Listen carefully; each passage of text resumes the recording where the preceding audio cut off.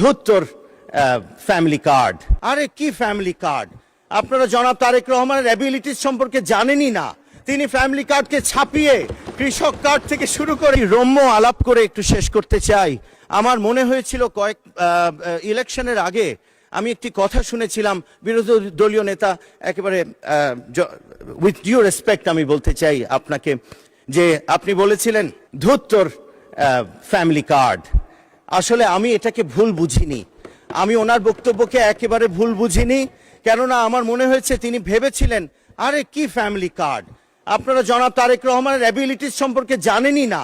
তিনি ফ্যামিলি কার্ডকে ছাপিয়ে কৃষক কার্ড থেকে শুরু করে প্রতিটা ক্ষেত্রে তিনি যুগান্তকারী উন্নয়ন নিয়ে আসবেন বাংলাদেশের জন্য।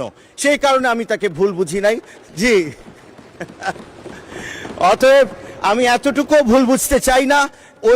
এই হাউসের ওই পক্ষে যারা আছেন, আমরা পুরো বাংলাদেশের প্রতিনিধিত্ব করি। আমার সাথে যিনি হেরেছেন চট্টগ্রাম 10-এ, আমি তারও প্রতিনিধি। সেভাবেই ইনশাল্লাহ আমরা